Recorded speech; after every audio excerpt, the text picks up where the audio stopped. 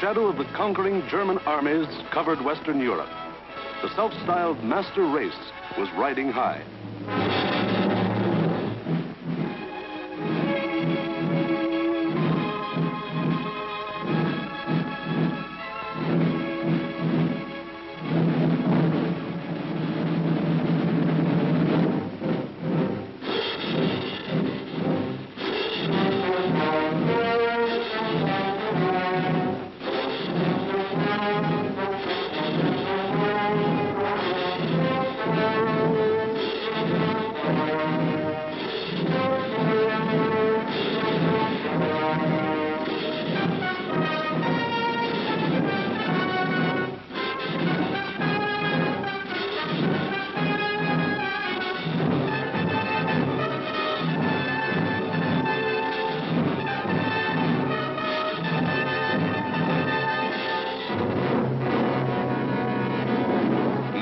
Adolf Hitler stood just as Napoleon had stood more than 100 years before, and looked across the English Channel to the one fighting obstacle that stood between him and world domination.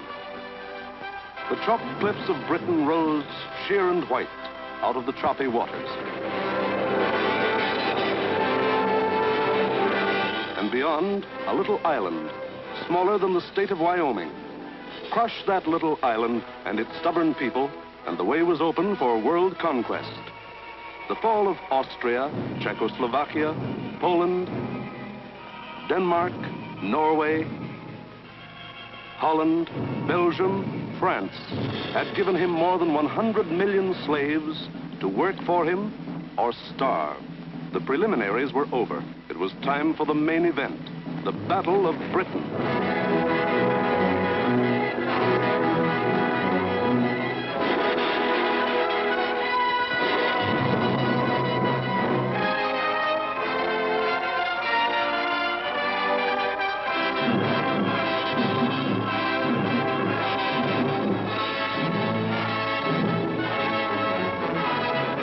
Hitler and his generals feverishly drafted their plans for the conquest of Britain. Every detail must be anticipated. A slip now might wreck the whole timetable of world conquest. 6 weeks of final preparation went into those plans. 6 weeks to determine the history of 1,000 years. The thing was foolproof. See for yourselves how simple the whole operation was to be. Look. German plan for invasion of England. Phase 1. Knock out the Royal Air Force and its bases. Get control of the air and the sea lanes across the Channel. Follow the Blitz plan that had wiped out Poland, the Low Countries, and France. Destroy communication and transport lines. Above all, get command of the air. Phase 2. Pulverize the coastline with dive bombers. Drop parachute troops to take over the airfields and establish beachheads.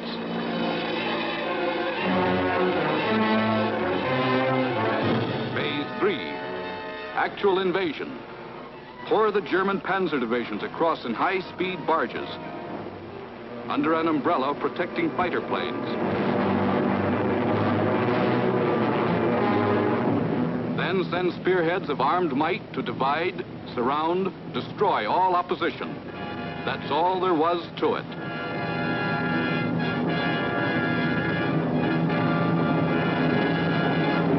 Conquer Britain. Force the surrender of the British fleet.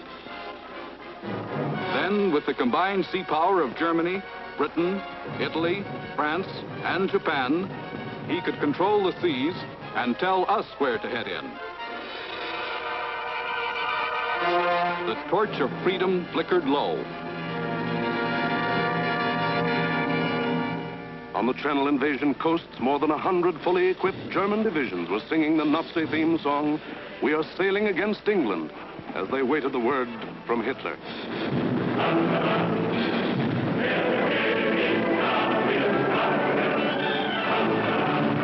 Here, for weeks, all the supplies and weapons of the Nazi war machine had been turned toward Britain.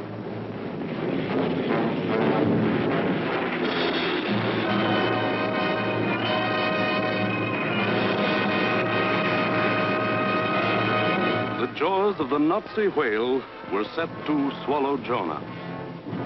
And what about Jonah? How was he doing? Well, Britain also had an army, but it was an army dragged from the sea at Dunkirk.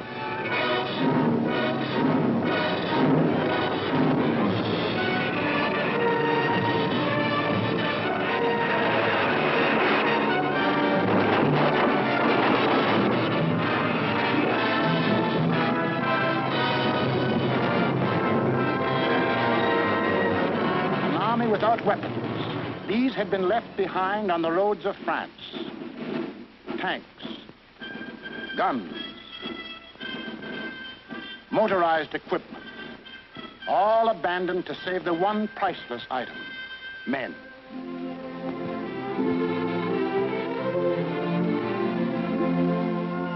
In all of Britain, there was not enough equipment for one modern division. Only one tank for every 1,000 square miles of territory. Only one machine gun for every 1,500 yards of beach. Britain had a navy, too, but it was scattered all over the globe, guarding vital food and supply lines. And the British knew it would be suicide to use their fleet in the narrow waters of the English Channel, with the German Air Force in control of the air.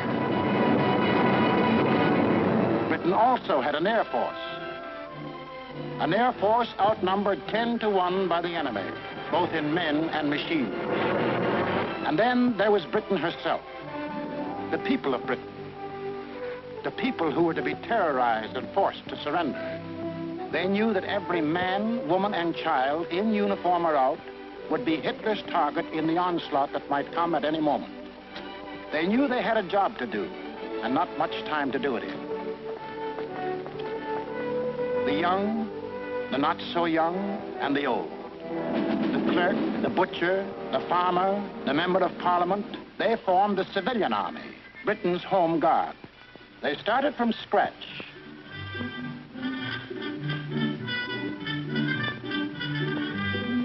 Experience, equipment, supplies, all were scarce. Only one shell to fire at each practice.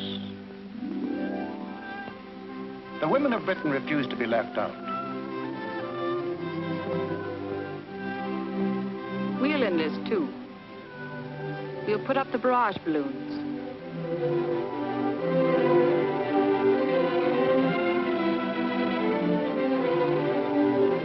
Man the ack-ack guns. We'll run the railroads and get the trains through on time. Ferry the planes.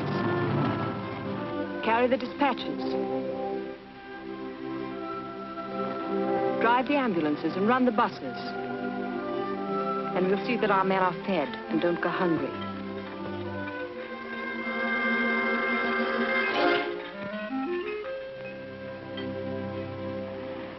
Others worked, men and women alike.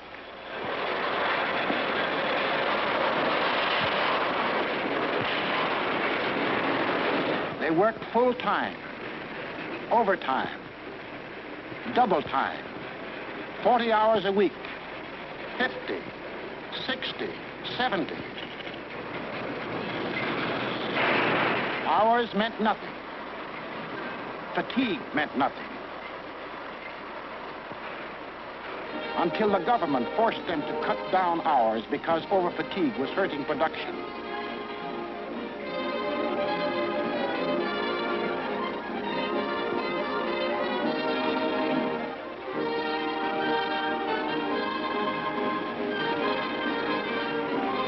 And when they weren't working, the men patrolled the moors for parachutists, blocked the roads, rehearsed invasion defenses.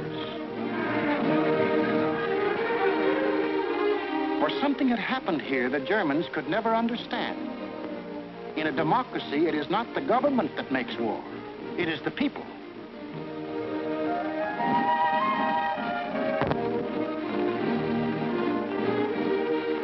To lead them, the people had chosen Winston Churchill as their prime minister. And he spoke the words in every British heart when he said, "We shall defend our island, whatever the cost may be. We shall fight. Landing ground, in fields, in streets, and on the hills, we shall never surrender." This was Britain in its darkest hour. The people knew they were in for the worst the Nazi mind could invent, yet they didn't panic or run away. They patrolled and waited. They drilled and waited. They worked and waited. Waited for the terror they knew was coming. Then it came.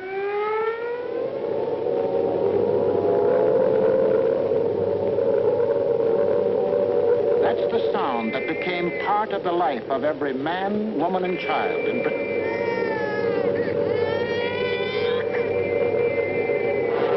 August 8th, 1940, and the battle for Britain is on. 30 enemy aircraft over the channel, flying due west.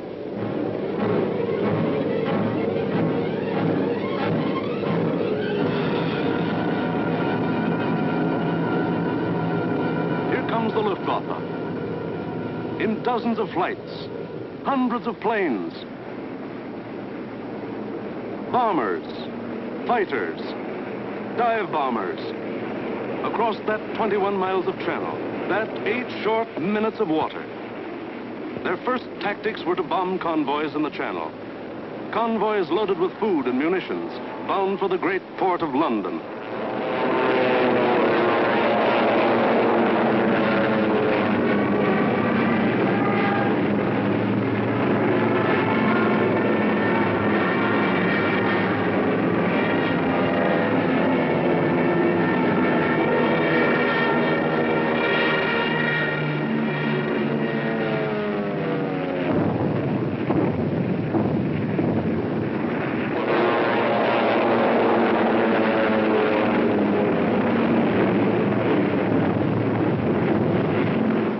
Fighters waited overhead for the defending planes of the Royal Air Force, the RAF, to appear.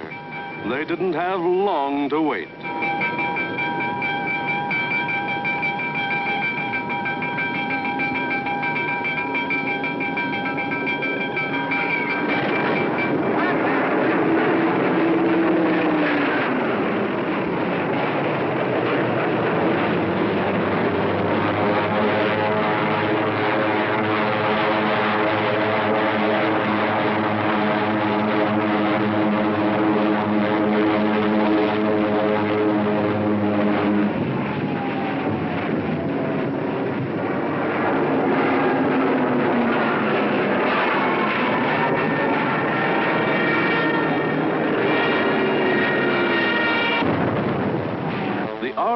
Came, facing odds of 6, 8, 10 to 1, and dove in, shouting the old hunting cry, "Tally-ho!"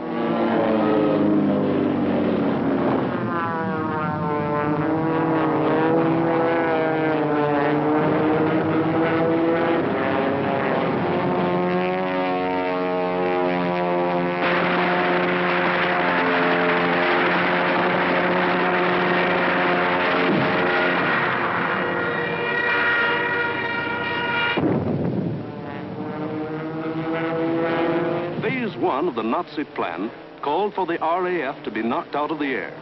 But the men of the RAF hadn't read the Nazi plan.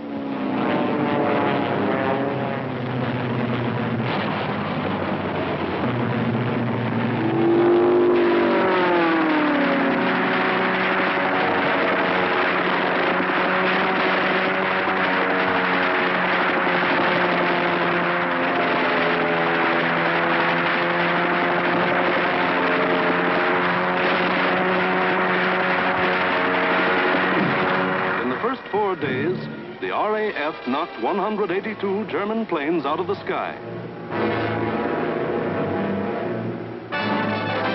For the next week, the Germans attacked the coast cities from the Thames River to Weymouth.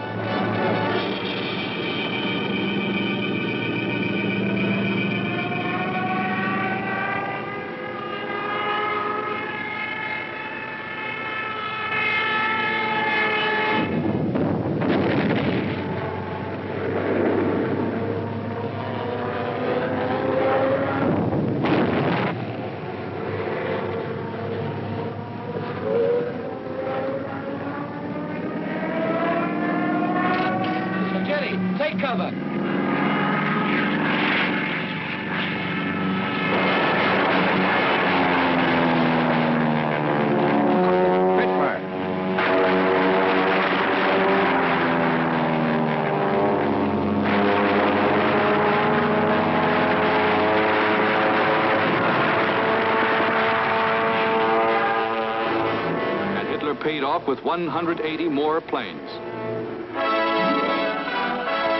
Then the Luftwaffe battered the great port towns of Southampton, Plymouth, trying for a knockout before the flow of supplies from overseas.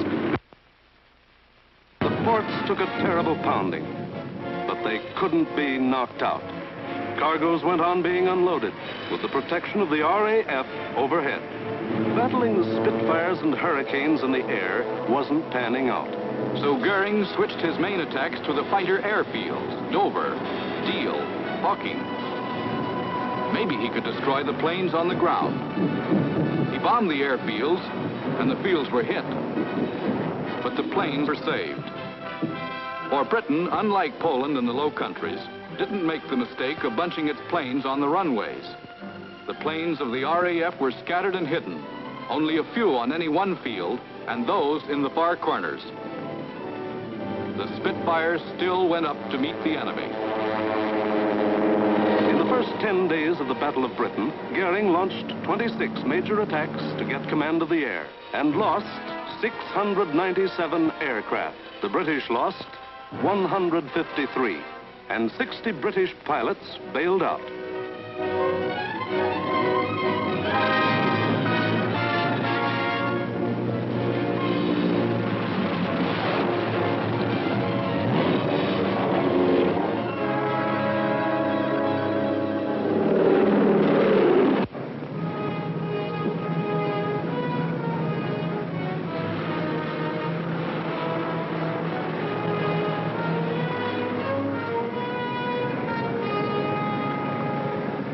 Valuable, trained men were saved and ready to fight again, but the crews of Goering's planes were lost to him forever.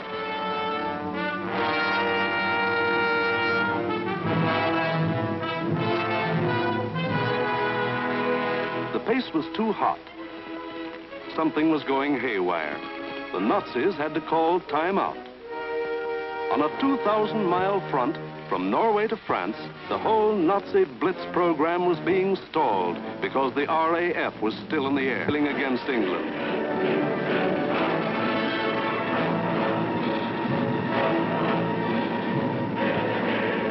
The long-range German guns were getting hot from throwing shells across the channel.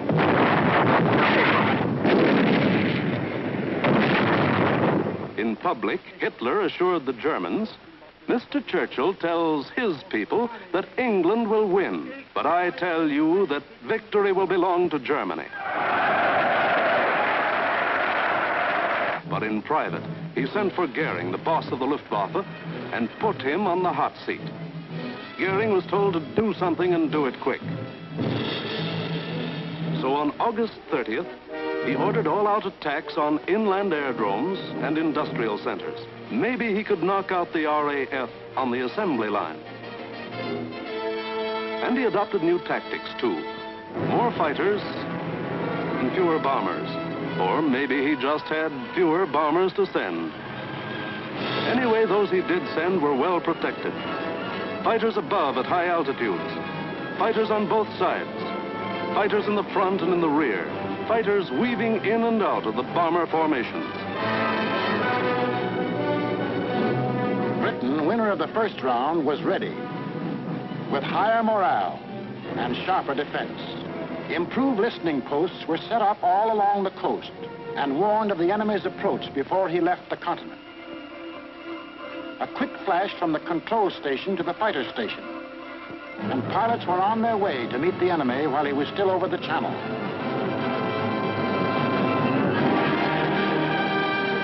Day after day, out of sight and almost out of sound of the watchers on the cliffs, 4, 5, and 6 miles above, the battles raged over the Dover area.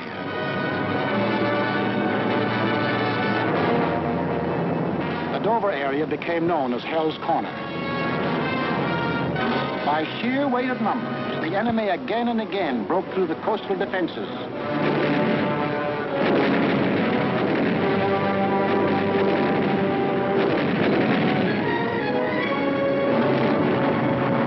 And reached inland to the airdrome. Aircraft plants. munition factories and machine shops.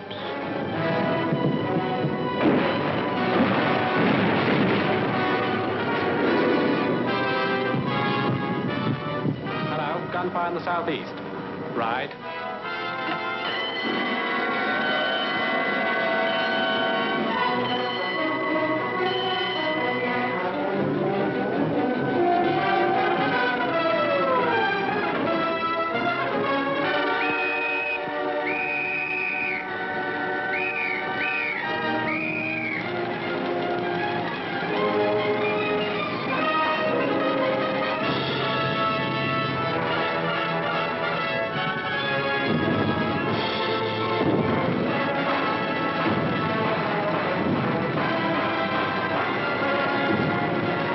The workers kept on working,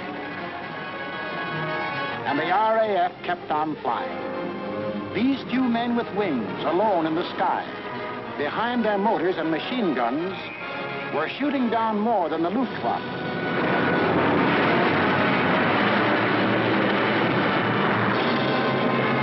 They were smashing the whole Nazi plan of world conquest.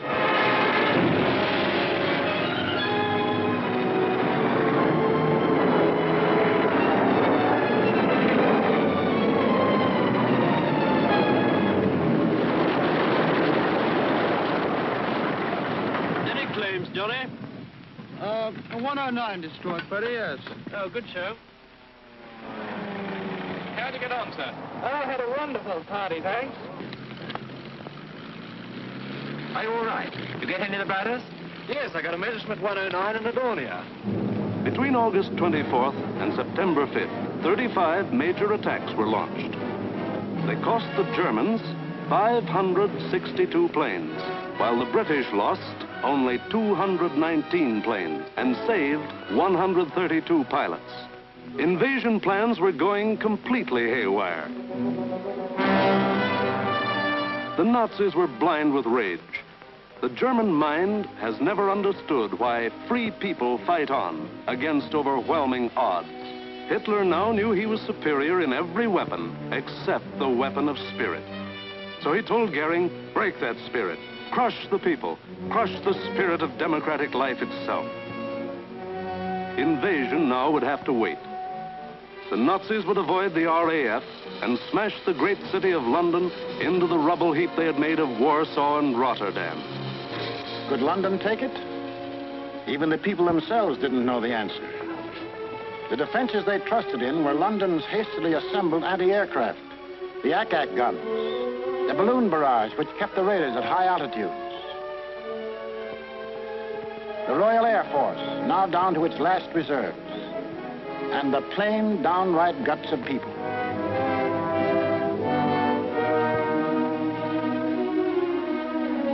They sent more children out of the city.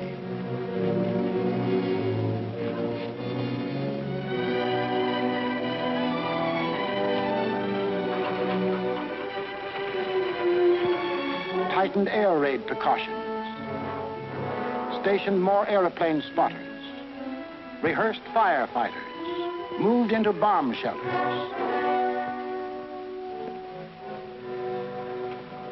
They blacked out their city and carried on.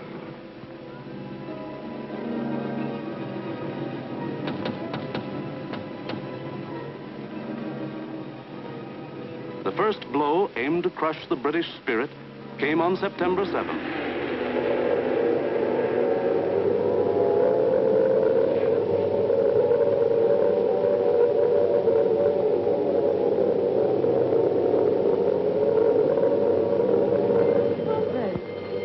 Roof reports planes coming in. Control room speaking. Customers and staff will now take cover in the basement. Please do not run, but keep moving. Down the stairs, or you can use the escalator.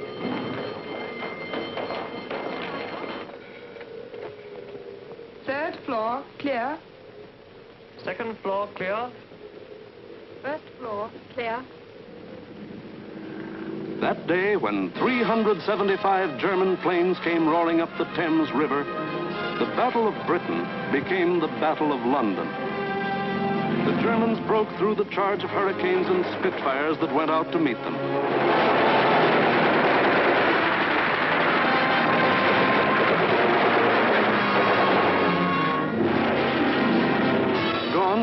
pretense of aiming at military objectives. This was just savage destruction.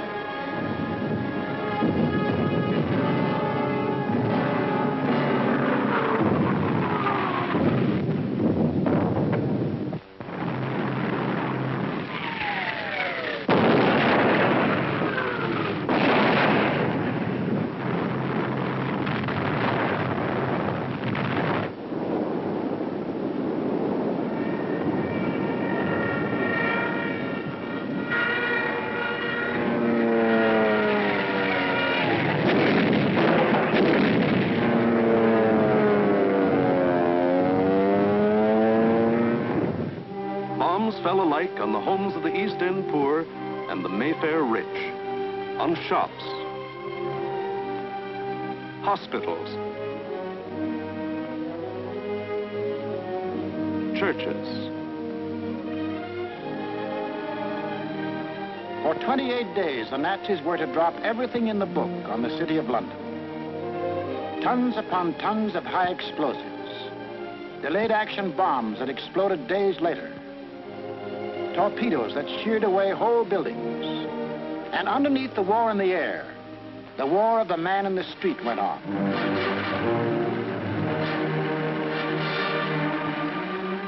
He learned to exist with very little food. He forgot what it meant to have a night's sleep, spending most of his time underground in the damp and dark and cold. Hello, Mrs. Fox. You're here early tonight. Well, I'm on the safe side, aren't I? I think that'll be all right now. Yes, that's grand. Anyway, I'll be back in a few minutes if you want. Now, how are we going to get you up there? Get a young man to lift you up. Barney? Hello. Tell this young lady to lift up. Righto, I'm coming.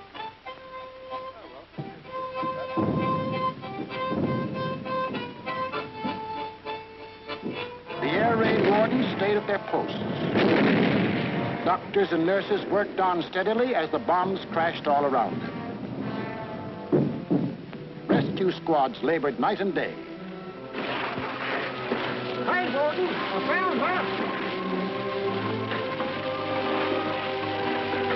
Is she dead? Fight does. Firemen said, nuts to the bombs, and battled to put out fires. This was life in the Blitz. Against all the rules of Nazi warfare, Britain was refusing to crumple up. Across the Channel, the enraged Goering took personal command of the operations.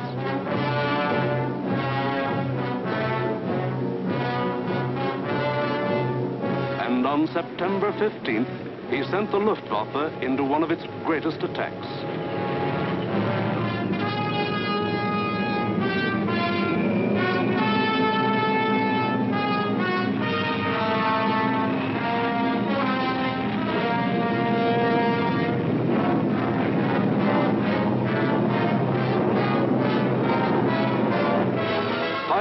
German bombers and Messerschmitt fighters roared over the English coast. Starmouth calling. Planes heard 3 miles southwest. Shout for hostile planes approaching from the southwest. The British met the challenge by throwing in everything they had.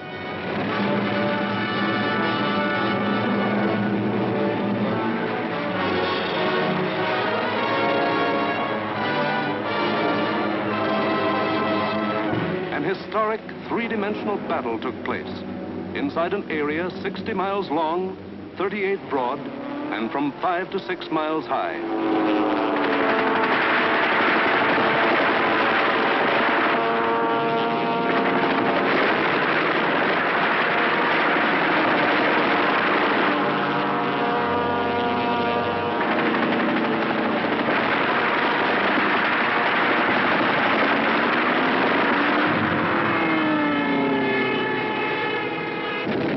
200 individual dogfights took place within the first 30 minutes of the raid.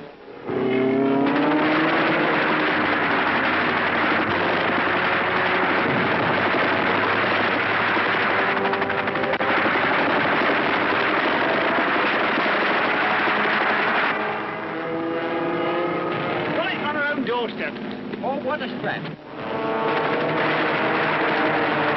Against all the rules of Nazi warfare, Britain was refusing to crumple up. Reading London 1. Thank you, Center. We'll keep a lookout for them. Hostile formation to the south. Some of the German bombers broke through London's defenses.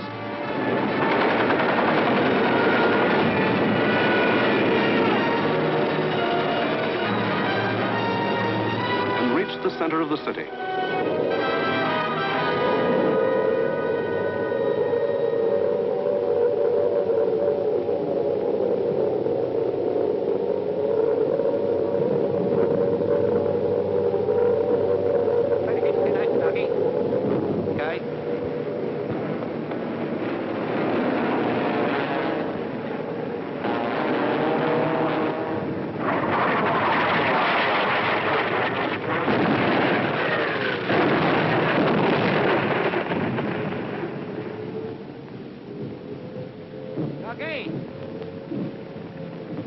Ducky, where are you?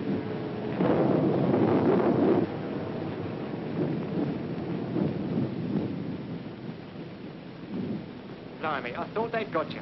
Who, me? Nah, I had me fingers crossed.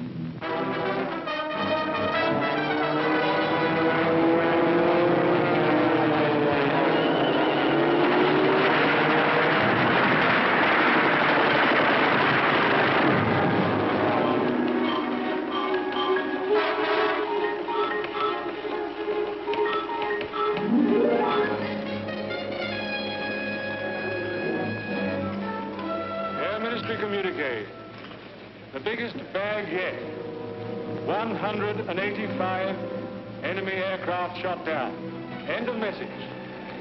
Of the 500 German planes that came over that day, more than 1/3 were shot down.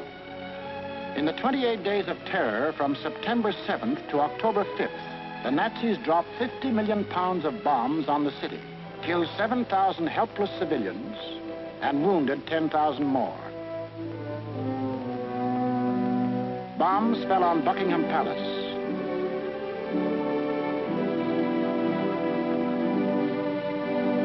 Westminster Abbey,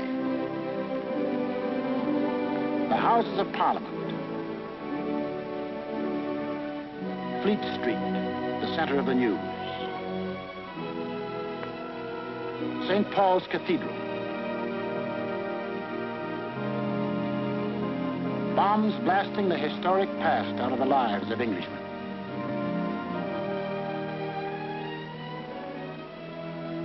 But in these 28 days, the Nazis lost 900 planes and their crews. The more they sent over, the more were shot down. The British Spitfire had proved to be one of the deadliest weapons ever put in the hands of man. If this kept up, pretty soon no more Luftwaffe. The frantic Nazis had to pull a new one. They did. On October 6th, they changed to night attacks. Maybe that way they could avoid those deadly Spitfires and Hurricanes. Maybe that way they could crush the stubborn British spirit. Never mind control of the air. Never mind Phase 1, Phase 2, Phase 3. Now to concentrate on bombing the people themselves into submission and make them cry for mercy.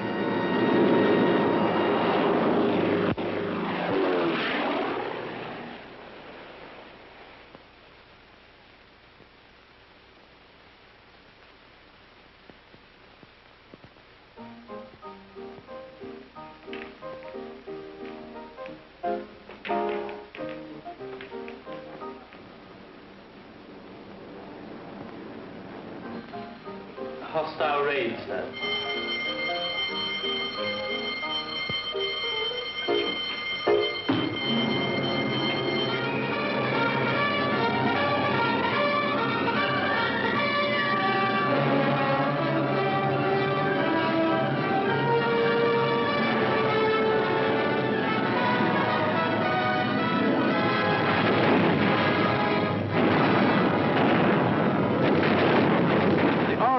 Wasn't much help at night. This was just German bombs against British guts.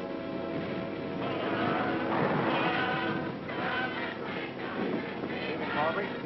Hello, Jack. Sound happy enough down there tonight, don't they? Yes, they're all right.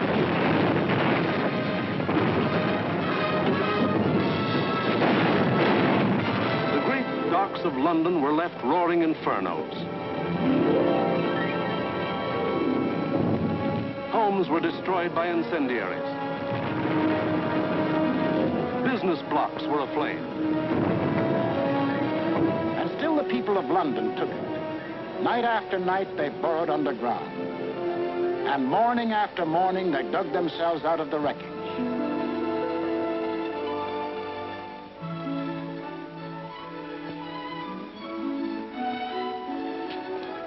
Good morning, Mrs. Fox. Good morning, Mr. Arne. See you tonight. Right here. Come on, Bessie.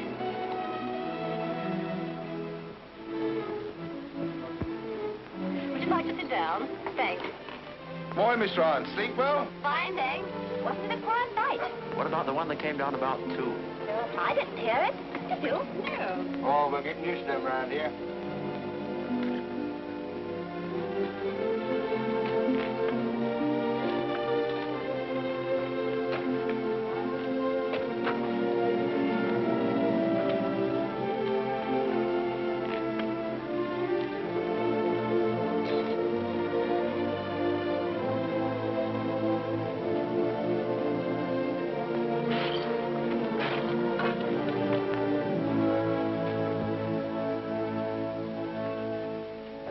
Better go away from this for a bit. Of course not. It'd take more than this to get me out of my home. Now go on, you've got to get to work. Okay. The Battle of London was the battle of the people of the city. In spite of bombs and fire and death, they got to their desks and workbenches to spend another 10 or 12 hours working. The British spirit was stronger than ever. And the RAF was flying higher than ever. Not only higher, but farther. SIO, operation for tonight. GP 1562, EP 781, 10 aircraft. You'll find, I think, a decent photograph of the submarine yard, sir. There's a very good one taken the other night, Monty. Was there? A bit further along. That's it. Those are the submarine yards. Yeah. Just there. Yes. Well, chaps, this is your target for tonight.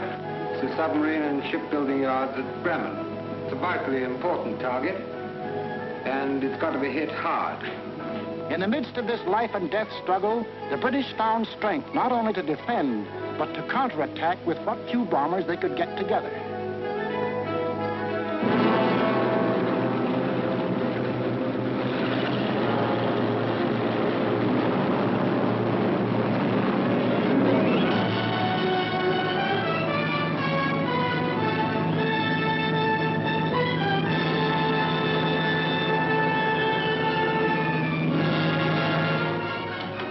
Charlie airborne, sir.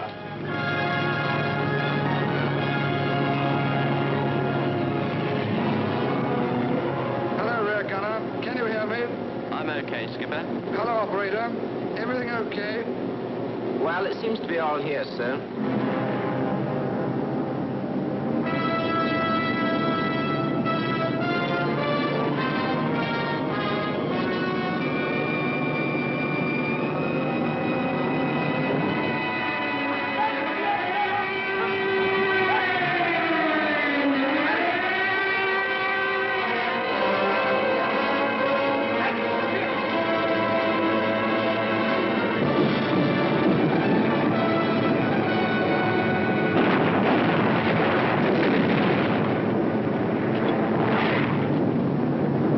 Stand by. I'm going in a glide.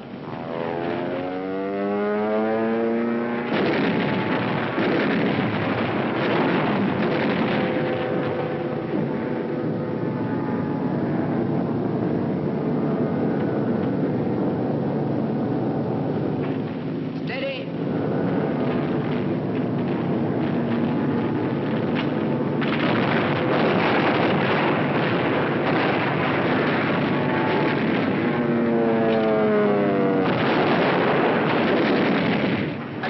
Was the last one. Here was the RAF giving it back. Hitler cried, "Night gangsters! For this crime I will exact 1,000-fold revenge." All the available German night bombers were put into the air.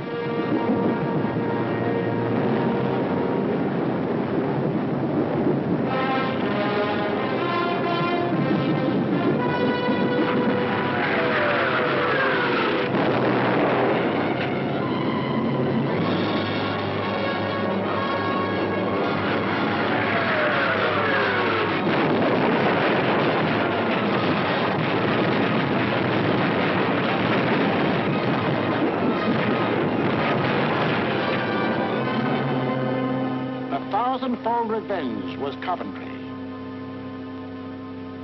On the night of November 14th, £1 million of bombs were dropped on the city.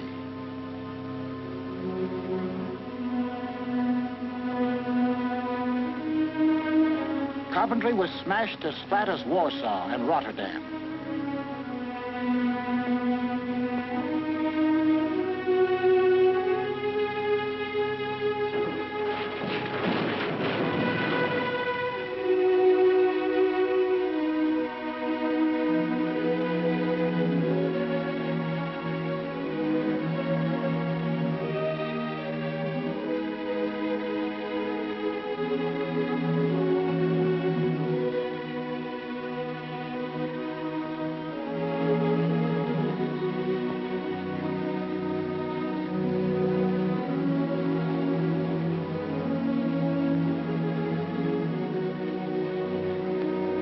The people of Coventry dug their loved ones out of the blasted ruin, saw them to their last resting place in a common grave.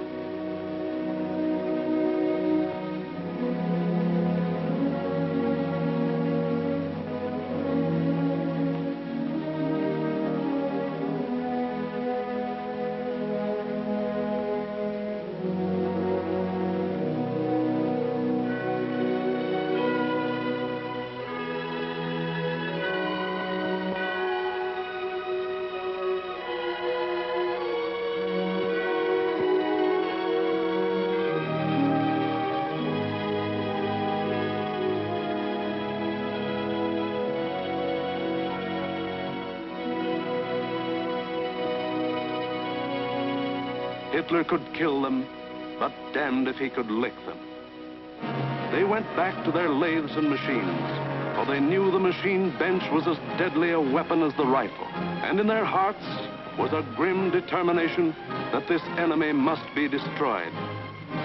That the day was coming when they would strike back, and how they would strike back.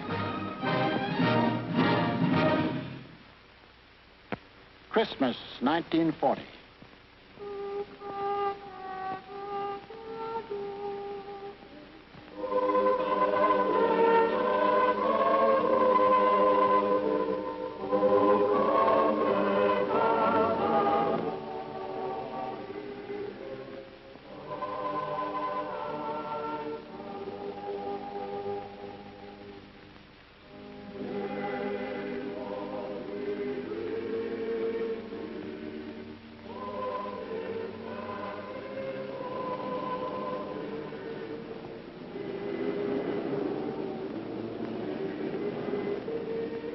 Christmas, season of peace on earth, goodwill toward men, was the ironic quiet before Hitler's great burst of rage against a people who couldn't be licked.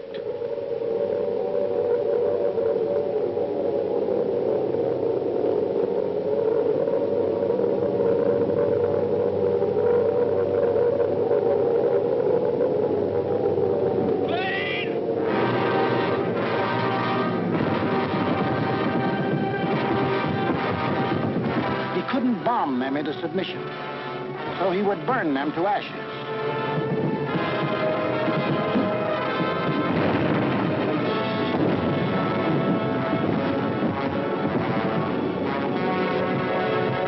Millions of firebombs rained down on the great city of London.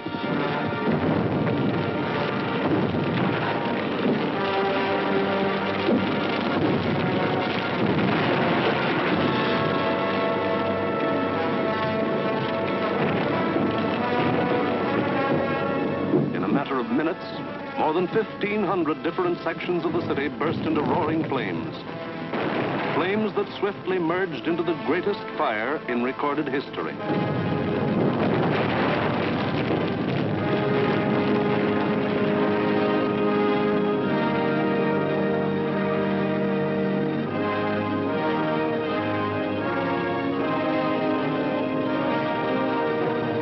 In the midst of all the fire and destruction, vital water mains were shattered. Water pressure was almost entirely cut off. Heroes of the night were men of the London Fire Brigade who stretched temporary hose lines out to the center of the Thames River, struggling through mud and slime. For the Nazis had carefully picked a night on which the Thames River had one of the lowest ebb tides on record.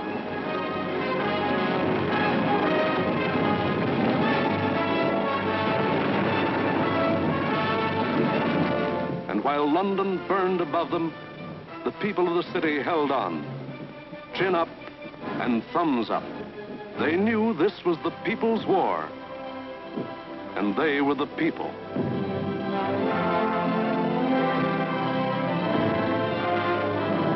And a people that couldn't be panicked, couldn't be beaten.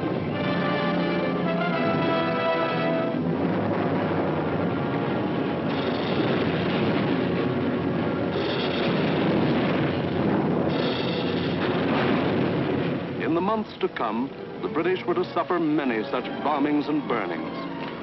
But a nation that calls on cold courage when hot courage runs thin may die, but it can't be defeated.